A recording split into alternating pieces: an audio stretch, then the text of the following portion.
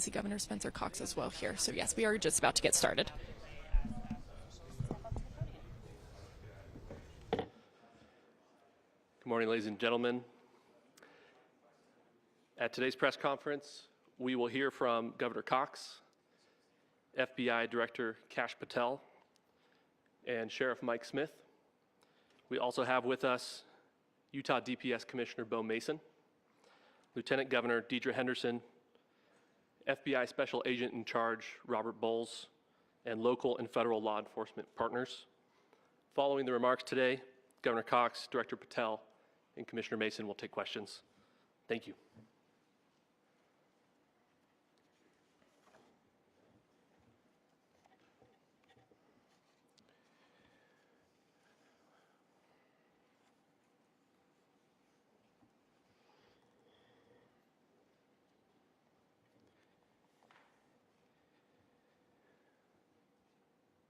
Good morning, ladies and gentlemen. We got him. On the evening of September 11th, a family member of Tyler Robinson reached out to a family friend who contacted the Washington County Sheriff's Office with information that Robinson had confessed to them or implied that he had committed the incident. This information was relayed to the Utah County Sheriff's Office and scene investigators at Utah Valley University. This information was also conveyed to the FBI. Investigators reviewed additional video footage from UVU surveillance and identified Robinson arriving on UVU campus in a gray Dodge Challenger at approximately 8:29 a.m. on September 10th, in which he is observed on video in a plain maroon t-shirt, light-colored shorts, a black hat with a white logo, and light-colored shoes. When encountered in person by investigators in Washington County on September 12th, in the early morning hours, Robinson was observed in consistent clothing with those surveillance images. Investigators interviewed a family member of Robinson who stated that Robinson had become more political in recent years. The family member referenced a recent incident in which Robinson came to dinner prior to September 10th, and in the conversation with another family member, Robinson mentioned Charlie Kirk was coming to UVU. They talked about why they didn't like him and the viewpoints that he had. The family member also stated Kirk was full of hate and spreading hate. The family member also confirmed Robinson had a gray Dodge Challenger. Investigators identified an individual as the roommate of Robinson. Investigators interviewed that roommate, who stated that his roommate, referring to Robinson, made a joke on Discord. Investigators asked if he would show them the messages on Discord. He opened it and showed several messages to investigators and allowed investigators to take photos of the screen as each message was shown by Robinson's roommate. These photos consisted of various messages, including content of messages between the phone contact name Tyler with an emoji icon and Robinson's roommate's device. The content of these messages included messages affiliated with the contact Tyler, stating a need to retrieve a rifle from a drop point, leaving the rifle in a bush, messages related to visually watching the area where a rifle was left, and a message referring to having left the rifle wrapped in a towel. The messages also refer to engraving bullets and a mention of a scope and the rifle being unique. Messages from the contact Tyler also mentioned that he had changed outfits. I know there's been speculation as well as to the writing on those casings, those bullet casings, and I believe we have that as well. And I will share that with you now. So the area north of Campus Drive Road where the suspect crossed over, you saw some of that in the video that we released last night, consists of a grassy area with trees on the edge of the UVU campus. Investigators discovered a bolt-action rifle wrapped in a dark-colored towel. The rifle was determined to be a Mauser Model 98 30-06 caliber bolt-action rifle. The rifle had a scope mounted on top of it. Investigators noted inscriptions that had been engraved on casings found with the rifle. Inscriptions on a fired casing read, "Notices, bulges, capital OWO, what's this, question mark." Inscriptions on the 3 unfired casings read, "Hey fascist!" exclamation point, "Catch!" exclamation point. Up arrow symbol, right arrow and symbol, and 3 down arrow symbols. A second unfired casing read, "Oh Bella Ciao, Bella Ciao, Bella Ciao, Ciao Ciao." And a third unfired casing read, "If you read this, you are gay, LMAO." We are indebted to law enforcement across the state who has worked seamlessly together, local law enforcement, state law enforcement, and our federal partners with the Federal Bureau of Investigation. We're grateful for everyone who worked together in such a short amount of time to find this person and to bring justice. I want to thank the public who has been so engaged, reviewing videos, helping us with sending in tips, and helping us get to this point. I want to thank the family members of Tyler Robinson who did the right thing in this case and were able to bring him into to law enforcement as well. I especially want to thank the family of Charlie Kirk, Erica, Charlie's parents, his children. I want us to be thinking of them as we bring justice in this case. They will be involved in that justice. We will be working very closely with them as we move through this process as well. This is a very sad day for our country, a terrible day for the state of Utah, but I'm grateful that at this moment we have an opportunity to bring closure to this very dark chapter in our nation's history. With that, I will now turn the microphone over to the Director of the FBI, Kash Patel. Thank you, Governor. This is what happens when you let good cops be cops. The FBI and our partners are proud to stand here today together to bring justice to the family of Charlie Kirk and honor his memory. I want to express my deep gratitude to President Trump, the Vice President, and the entire White House who have been so incredibly supportive with both resources and just personally to the FBI as a team. They had our backs the entire way, and I just want to express my gratitude for giving us the resources we need to operate in this space to bring this sort of justice at this sort of speed. In 33 hours, we have made historic progress for Charlie.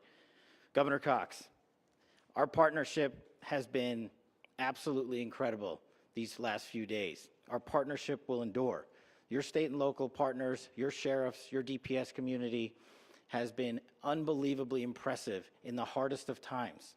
And a case like this cannot be solved, cannot be brought without partnering with your state and local authorities. The FBI has a certain role to play, and we will play that role, and we will lead out for the federal government. But Governor Cox, we are so grateful for your state partnership that led out on this investigation. A little bit of the timeline. Charlie was shot at 12:23 p.m. on Wednesday. The first FBI agents arrived on scene in 16 minutes with chiefs of police at 12:39 and secured the scene. The FBI immediately launched fixed-wing assets. We utilized these assets to transport personnel, specialty technicians, hostage rescue teams. We also utilized these assets to go back and forth from the East Coast and here in Utah to transport forensic evidence and other evidence that will be analyzed and is being analyzed at our FBI laboratories in Quantico and other laboratories, including the ATF. At my direction, the FBI released the first set of FBI photos of the suspect at 10 a.m. local time on 9/11. Then, shortly thereafter, the FBI reward of $100,000 was released at 10:45 a.m. local. Myself and Deputy Director Bongino arrived on the scene at approximately 5:30 p.m. on 9/11. The governor led a press conference last night at approximately 8 p.m., where at my direction, the FBI released a never-before-seen video of the suspect. We also released new images to the public of the suspect. And just last night, the suspect was taken into custody at 10 p.m. local time. In less than 36 hours, 33 to be precise, thanks to the full weight of the federal government and leading out with the partners here in the state of Utah and Governor Cox, The suspect was apprehended in a historic time period. And I want to highlight what Governor Cox said. This would not have been possible without you, the media, and you, the public. That's why we went so public, so fast, and we're so transparent, and we're committed to that transparency. The crime scene, just a little bit there. It is a large crime scene. State and local authorities, along with federal authorities, processed that crime scene quickly. And I even had the ability to walk through that crime scene and walk through the steps the suspect took to learn more about what was needed and what resources we needed to bear to create a full picture for the FBI and leadership back in Washington. Furthermore, thankfully to state and local partners, forensic evidence has been seized and continues to be garnered.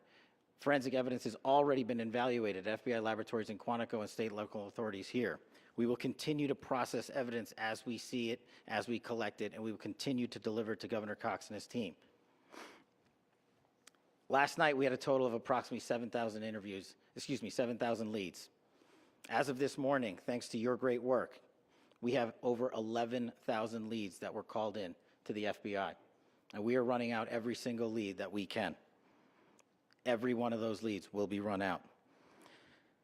The arrest is a testament to the dedication of good law enforcement being great and partnerships in law enforcement, which I've tried to highlight as my tenure as the director of the FBI. There is no better relationship for law enforcement than the FBI to partner with state and local authorities, and you've seen it here in these last few days. The FBI Salt Lake Field Office, along with our offices in LA, Phoenix, Denver, San Antonio, Las Vegas, Pittsburgh, Buffalo, our headquarters component in Quantico, all participate in the FBI. I want to express my deep gratitude to the employees of the FBI, the men and women, the evidence response team tacticians, the special operators, the agents, the support staff. You have done monumental work in historic time when the public, who had a right to demand such an expeditious solving of an investigation, the FBI answered that call diligently, critically important to our nation, and we delivered. And I'm proud to be their leader, and I'm proud to be the director of the FBI. This is very much an ongoing investigation, as the governor said, and we will continue to work with state and local authorities to develop the investigation, to provide them the evidence they need for their ongoing prosecutions, and we will be here to answer every call they absolutely have, as long as it takes, for as long as we need to find and apprehend whatever suspects were involved in this crime. Lastly, to my friend Charlie Kirk, rest now, brother. We have the watch, and I'll see you in Valhalla.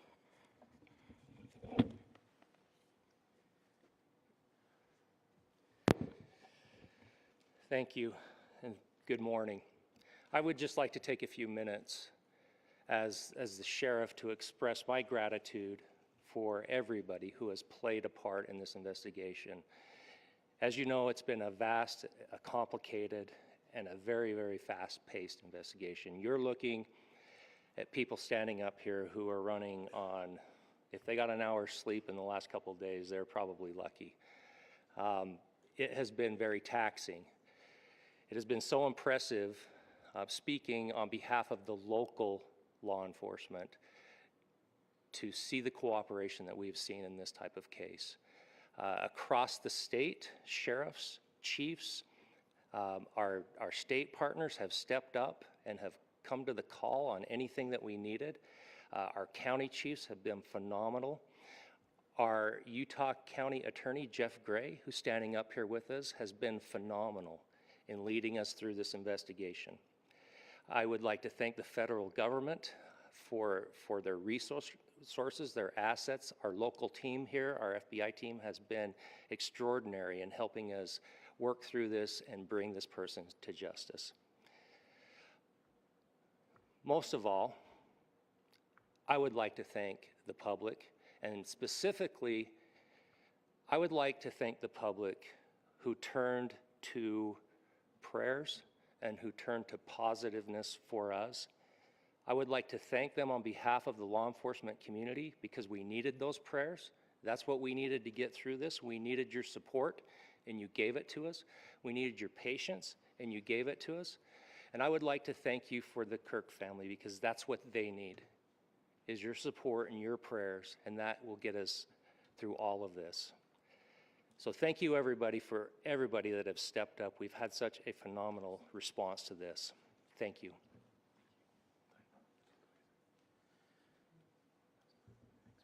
I also want to give a special thanks to the Attorney General and the Department of Justice. Their unwavering support and their commitment to justice is shown true here. And without AG Bondi and Deputy Attorney General Todd Blanche and the resources they brought to bear, we would not have been able to complete our mission. And I just want to say special thanks. It's an honor to be a part of the Department of Justice. Thank you again to our incredible law enforcement team who has worked so hard. Sheriff, I got a solid 90 minutes last night, so I'm probably the most well-rested person up here. Ladies and gentlemen, I get the microphone, so I hope you'll permit me a moment just to share a few more thoughts about where we are and how we got here, and maybe a little bit of where we go from here. I don't want to get too preachy, but I think it's important that we, with eyes wide open, understand what's happening in our country today. I've heard people say, well, why are we so invested in this? There's violence happening all across our country, and violence is tragic everywhere, and every life taken is a child of God who deserves our love and respect and dignity. This is certainly about the tragic death, assassination of Charlie Kirk. But it is also much bigger than an attack on an individual. It is an attack on all of us. It is an attack on the American experiment. It is an attack on our ideals. This cuts to the very foundation of who we are, of who we have been, and who we could be in better times. Political violence is different than any other type of violence for lots of different reasons. One, because in the very act that Charlie championed of expression, that freedom of expression that is enshrined in our founding documents, in having his life taken in that very act, makes it more difficult for people to feel like they can share their ideas, that they can speak freely. We will never be able to solve all the other problems, including the violence problems that people are worried about, if we can't have a clash of ideas safely and securely. Even, especially those ideas with which you disagree. That's why this matters so much. Over the last 48 hours, I have been as angry as I have ever been, as sad as I have ever been. And it was, as anger pushed me to the brink, it was actually Charlie's words that pulled me back. I'd like to share some of those, and specifically right now, if I could, I need to talk to the young people in our state, in my state, and all across the country. As President Trump reminded me, he said, you know who really loved Charlie? The youths. And he's right. Young people loved Charlie, and young people hated Charlie. And Charlie went into those places anyway. And these are the words that have helped me. Charlie said, when people stop talking, that's when forgive. Forgiveness is the attribute of the strong. The only way out of the labyrinth of suffering is to forgive. Welcome without judgment, love without condition, forgive without limit. He said, always forgive your enemies. Nothing annoys them so much. A few months ago, I referenced this last night, Charlie posted to social media, when things are moving very fast and people are losing their minds, it's important to stay grounded. Turn off your phone, read scripture, spend time with friends, and remember internet fury is not real life. It's going to be okay. He again said, when you stop having a human connection with someone you disagree with, it becomes a lot easier to commit violence. He said, what we as a culture have to get back to is being able to have a reasonable agreement, where violence is not an option. Now, again, to my young friends out there, you are inheriting a country where politics feels like rage. It feels like rage is the only option. But through those words, we have a reminder that we can choose a different path. Your generation has an opportunity to build a culture that is very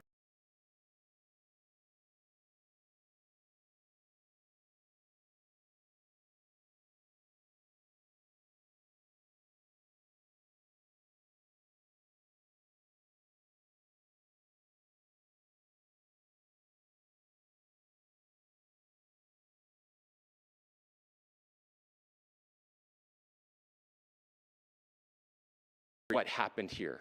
And that person is now in custody and will be charged soon and will be held accountable. And yet, all of us have an opportunity right now to do something different. I want to thank my fellow Utahns. This bad stuff happens. For 33 hours, I was praying that if this had to happen here, that it wouldn't be one of us, that somebody drove from another state, somebody came from another country. Sadly, that prayer was not answered the way I had hoped for, just because I thought it would make it easier on us if we could just say, hey, we don't do that here. And indeed, Utah is a special place. We lead the nation in charitable giving. We lead the nation in service every year. But it did happen here. And it was one of us. But I want you to look at how Utahns reacted the last 2 nights. There was no rioting. There was no looting. There were no cars set on fire. There was no violence. There were vigils and prayers and people coming together to share the humanity. And that, ladies and gentlemen, I believe is the answer to this. We can return violence with violence. We can return hate with hate. And that's the problem with political violence, is it metastasizes, because we can always point the finger at the other side. And at some point, we have to find an off-ramp, or it's going to get much, much worse. But see, these are choices that we can make. History will dictate if this is a turning point for our country. But every single one of us gets to choose right now if this is a turning point for us. We get to make decisions. We have our agency. And I desperately call on every American, Republican, Democrat, liberal, progressive, conservative, MAGA, all of us to please, please, please follow what Charlie taught me. I'll just conclude with words I share often from a friend and author Yuval Levin, who was asked if he was optimistic about our country. And he said, I'm not optimistic. He said, I hate optimism.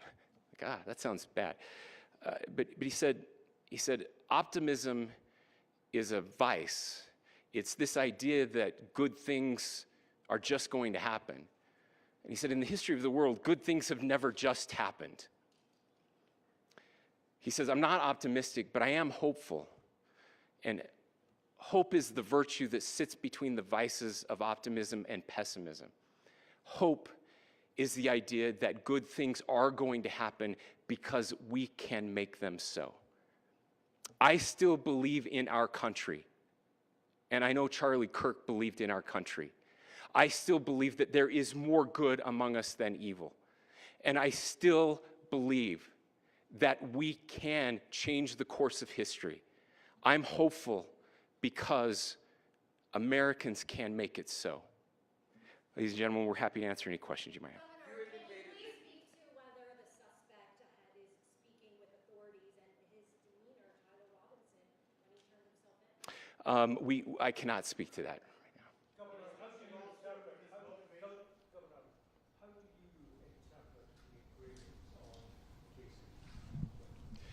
Well, I will leave that up to you to interpret what those engravings mean. I think the clearest one that says "catch fascist," there's not, and by the way, that's like catch like a ball, catch this.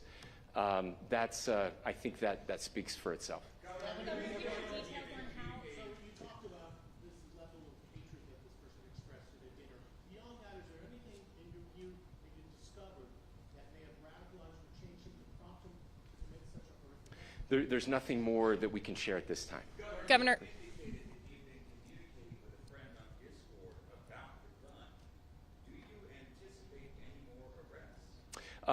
We do not at this time have any information that would lead to any additional arrests. Yes. But Governor. the investigation is ongoing. Governor.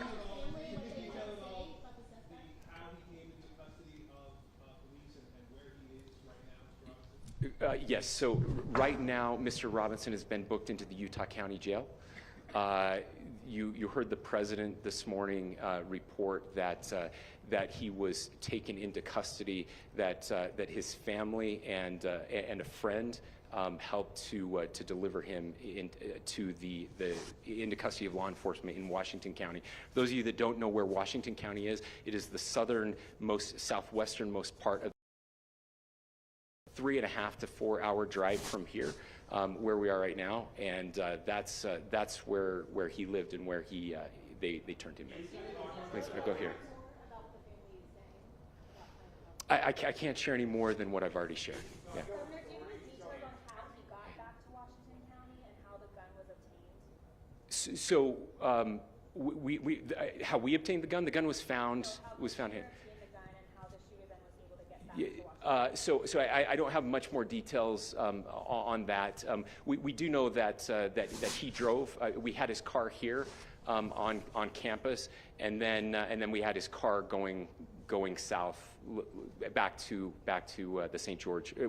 It's actually the city of Washington in Washington County.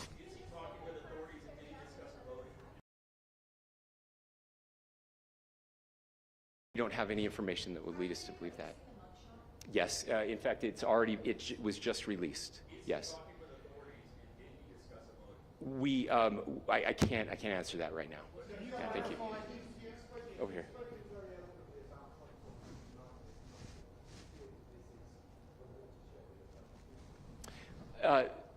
I absolutely believe that this is a watershed in American history. Yes. The question is, what kind of watershed? And that chapter remains to be written. Is this the end of a dark chapter in our history, or the beginning of a darker chapter in our history? Look, I mean, if you look at true political assassinations in this country of someone of this stature, this feels a lot like the late 60s, and having one so gruesomely displayed on camera in all of our hands and in all of our pockets. We are not wired as human beings biologically, historically. We have not evolved in a way that we are capable of processing those types of violent imagery. And by the way, we've seen another one with a gruesome stabbing very recently that went viral. This is not good for us. It is not good to consume. Social media is a cancer on our society right now. And I would encourage people to log off, turn off, touch grass, hug a family member, go out and do good in your community. That is happening, and it's happening organically right now. I had a friend in a small city in Utah who said, we're getting together, the Republicans and Democrats in my little town are getting together to have a discussion tonight. last night, just to find a way to find their better angels. So yes, this could be. I mean, you know, again, you have to go back to JFK to have seen a video live of something like this happening. I wasn't born until 1975, but I know that things were really dark in the late 60s. Sorry to some of you. I know some of you were there. This is our moment. Do we escalate, or do we find an off-ramp? And again, it's a choice. It's a choice, and every one of us gets to make that choice. Two more questions right here. Could we clarify that the release of those enhanced images at 8 p.m., the timeline that Director Patel gave us, led to the arrest at 10 p.m.? Is there a direct connection between those two events? I cannot comment if there is a direct connection or not, but all I can say is that that through some process, the family came to know that this had happened. One more thing, Governor. Could you just clarify the clothing issue you mentioned earlier? Was he changing outfits? Correct. Yes. So when he's first spotted on campus, he has different clothing on, and then he changes clothing on the roof, and then changed back into that clothing at some point, so that when he was apprehended, when he was arrested, the clothing matched the clothing he had on before the shooting here at UVU. Last question here. Yes.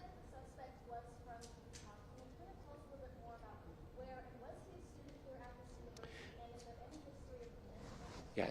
So I don't have any information on the mental illness part. He was not a student here at UVU. He was living and had lived for a long time with his family in Washington County, in the southernmost part of our state. Thank you, everyone, for your great work in getting this information out. I would just say, process-wise, this may be important. I know many of you aren't familiar with the process in Utah. I think it's important that you understand. Basically, we have 3 days for charging documents to be filed. A CI will be filed. We'll have more information then, more detailed information as those charging documents are filed in preparation for a preliminary hearing. So 3 days. So we would anticipate then that early next week those charging documents will be filed. We will obviously be working. The county attorney will be working very closely with Mr. Kirk's family as those documents and decisions are prepared and made. Thanks, everyone.